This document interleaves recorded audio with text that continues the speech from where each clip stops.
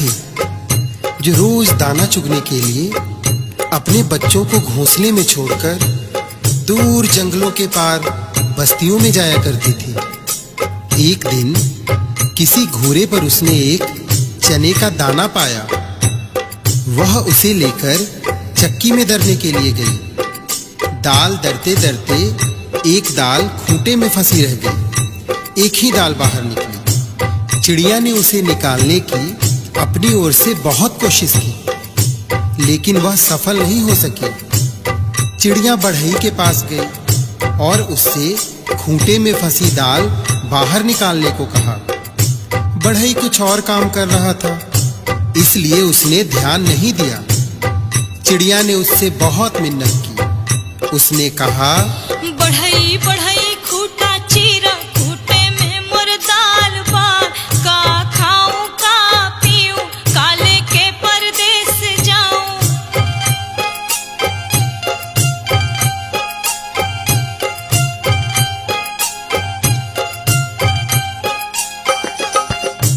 बढ़ई ने उसकी एक न सुनी और उसे दुत्कार कर भगा दिया। फिर वह राजा के पास गई। चिड़िया ने राजा से गुहार लगाई, राजा, ऐसे बढ़ई को दंड दो जो मुझ जरूरतमंद की बात नहीं सुनता। राजा राजा बढ़ई डंडो, बढ़ाई ना खूंटा चीरे, खूंटे में मोर दाल बा, का खाऊं का पीऊं, काले के परदेस जाऊं।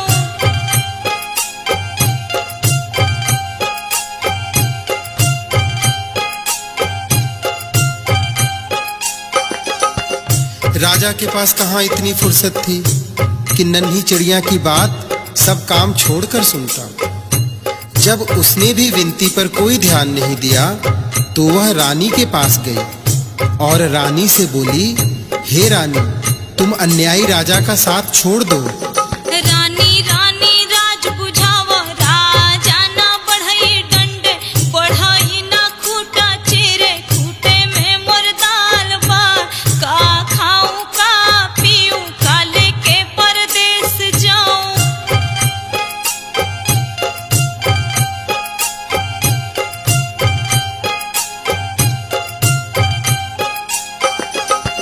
रानी भला अपने राजा को क्यों छोड़ने लगी?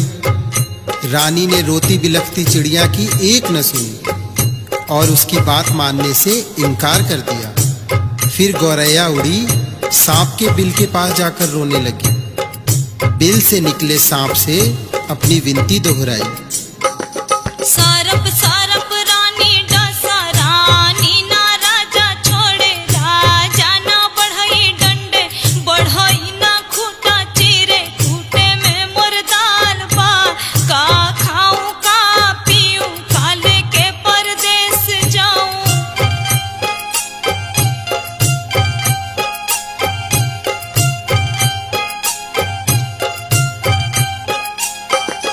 उसने अपनी राम कहानी सुनाकर विषैले सांप से कहा कि तुम जाकर उस रानी को डसो जो गरीब की गुहार नहीं सुनती, जो रानी सब कुछ जानकर भी हमें राजा से न्याय नहीं दिला सकी और न ही राजा को छोड़ सकी।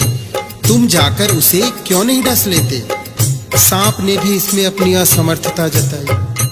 तब भागी भागी गौरैया जंगल में जा पहुंची और उसने बांस से विनती की कि तुम लाठी बनकर उस सांप को मारो।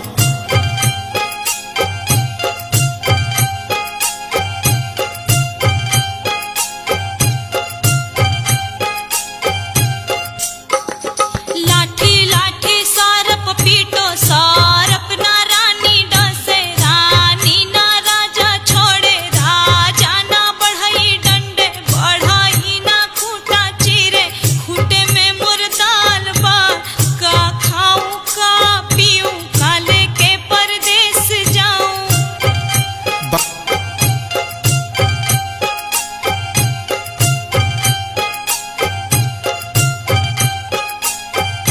बांस की लाठी भी भला उस नन्ही गौरैया के लिए उस सांप से क्यों बैर मोल लेती? उसने भी इनकार किया। तो गौरैया गुस्से से भर उठी और उड़कर भड़बूजे के यहाँ भभक रही आग के पास जा पहुंची और उसे ललकारा, हे आग, तुम सारे जंगल को जलाकर राख कर दो, जिसमें वह बांस के पेड़ हैं, जिसकी लाठी मुझ गरीब और बेसहारा के लिए नहीं उठती, कोई मुझे मेरा हक नहीं दिलाता। आग ने जब सारी बात विस्तार से जाननी चाही, तो गौरैया ने अपनी राम कहानी उसके आगे भी सुना दी। लाठी लाठी विषधर मारे, विषधर ना रानी डसे, रानी ना राजा तजे, राजा ना बढ़ई डंडे, बढ़ई ना खूटा चीरे, खूटे में मोर दाल पा, का खाऊं का पीऊं, का लेके परदेस जाऊं।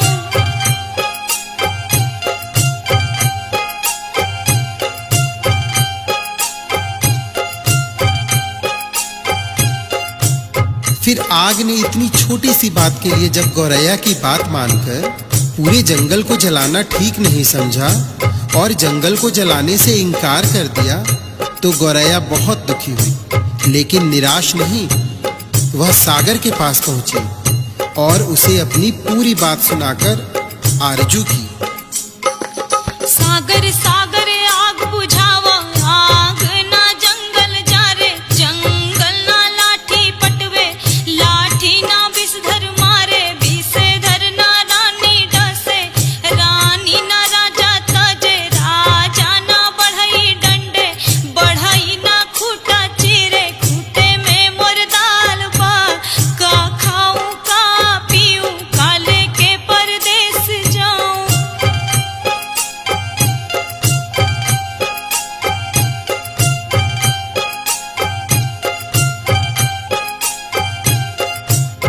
विशाल सागर भला गौरैया की इस गुहार को क्यों सुनता। वह अपनी मस्ती में हंसता हुआ गुजरता रहा और गौरैया उसके किनारे अपना सिर धुलती रही। सुबह से शाम होने को आई। गौरैया को जब यहाँ भी न्याय नहीं मिला, तो वह हाथी के पास पहुंची। हाथी के पास उसने अनुनय की कि तुम चलकर मुझे न्याय दिलवाओ, उस समुद्र को सोख लो जो मुझ दुखियारी की हंसी उड़ाता है, बलवान होते हुए भी अन्याय के विरुद्ध खड़ा नहीं होता।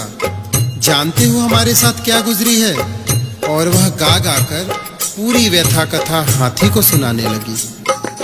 हाथी हाथी सागर सोखो, सागर ना आग बुझावे, आग ना जंगल जारे, जंगल ना लाठी पटवे, लाठी ना विषधर मारे, विषधर ना रानी डसे, रानी ना राजा तजे, राजा ना बढ़ई डंडे, बढ़ई ना खूटा चीरे, खूटा में मोर दाल बा, का खाऊं का पीऊं, का लेके परदेस जाऊं। हाथी भी गौरैया की बात सुनकर टस से मस नहीं हुआ। उसने भी उसका साथ नहीं दिया और उसकी बातों को हवा में उड़ाता हुआ अपने लंबे लंबे सूट जैसे कान हिलाते मस्ती में आगे निकल गया। अब नन्ही गौरैया का धीरज टूटने लगा। वह थककर चूर हो गई थी। जहां की तहां बैठी लाचार सी होकर आंसू बहाने लगी। सारी दुनिया उसे अंधेरी दिखाई देने लगी। किस किस से उसने अपनी कहानी नहीं सुनाई, लेकिन किसी ने उसकी मदद नहीं की। बेसहारा लाचार की करुण पुकार पर कोई ध्यान नहीं देता। तभी उसके पैरों के पास एक नन्ही सी चींटी आकर उसका हाल पूछने लगी। उसने देखा नन्ही नन्ही चींटियों की एक लंबी कतार एक के पीछे एक बहुत ही अनुशासित ढंग से चली आ रही है। उसने ध्यान से देखा उनका अद्भुत संगठन और अथक परिश्रम। वे बड़ी फुर्ती, तत्परता और सुनियोजित ढंग से अपना काम मिलजुल कर किए जा रही थी। चींटियों ने आकर उसे घेर लिया और गौरैया से पूरा वृतांत सुना। सुनकर सहानुभूति के साथ बोली, बहन, इस दुनिया में रोने गिड़गिड़ाने से काम नहीं चलता और न ही बैठकर आंसू बहाने से कुछ होता है। हिम्मत हार कर बैठना तो कायरता है। चलो चलो हमारे साथ, हम न्याय दिलाएंगे, कोई रास्ता निकालेंगे। चलते चलते चिड़िया यह सोचती रही कि भला यह नन्ही नन्ही चींटियां मेरी क्या मदद करेंगी, जबकि बड़ों बड़ों ने मुझसे मुंह मोड़ लिया और मेरे किसी काम न आए। खैर चलो देखते हैं, कोई तो मेरी मदद के लिए आगे आया है। चींटी बहना हमारा साथ देने चली है तो उसकी फौज भी तो है उसके पीछे। फिर घबराना क्या, देखते हैं क्या होता है।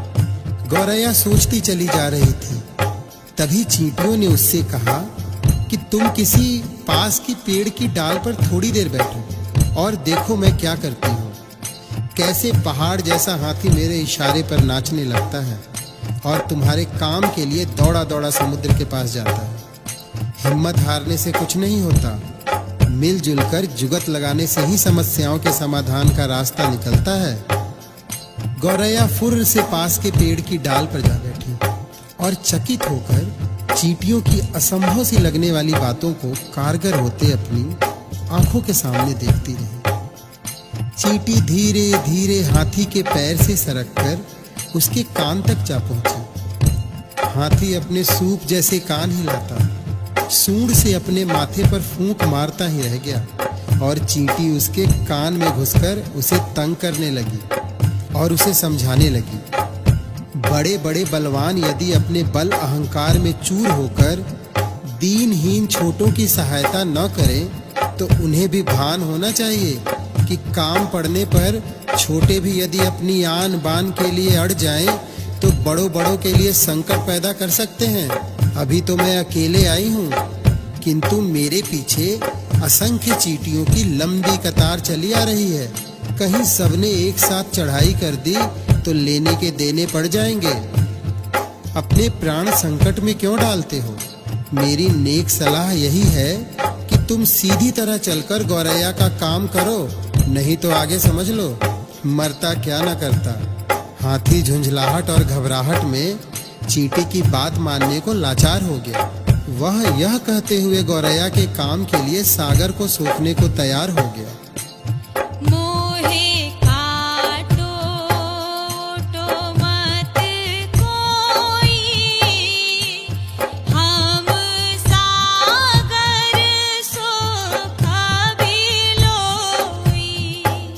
चींटी ने हाथी का पिंड छोड़ दिया और गौरैया उसे धन्यवाद देते हुए हाथी के पीछे पीछे उड़ती वापस सागर की ओर लौटी। हाथी जैसे ही सागर के पास उसे सोखने के इरादे से पहुंचा, सागर हाथ जोड़कर बोला, मोहे सोखो वोखो मत कोई, हम आग बुझाई भलोई।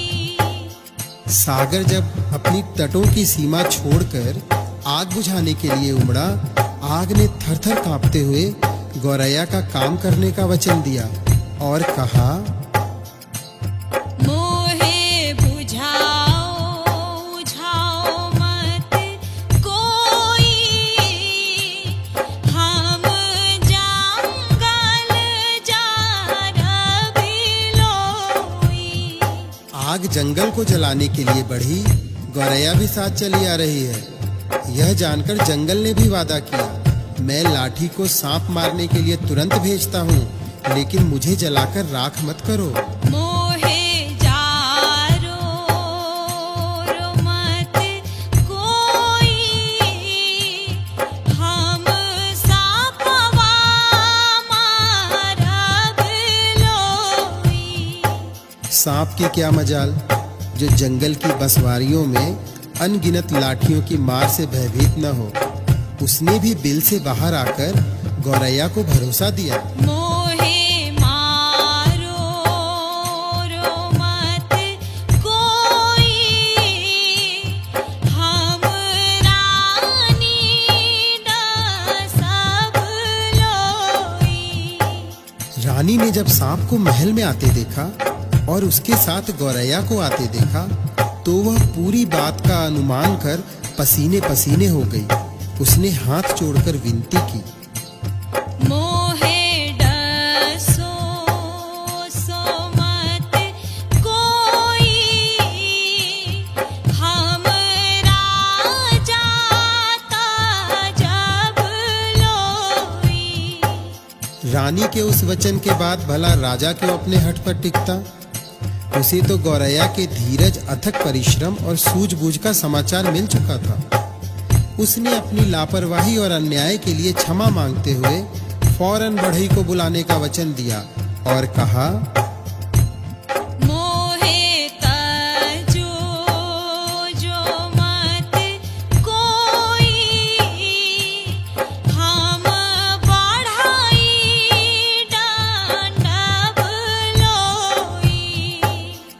क्या था? बढ़ई ने राजा के सामने आकर गौरैया की बात न मानने का अपराध कबूल किया और थरथर कांपते हुए राजा से गिड़गिड़ाकर विनती की। मोहे डंडो वंडो मत कोई, हम खूंटा फारब लोई। गौरैया को और क्या चाहिए था?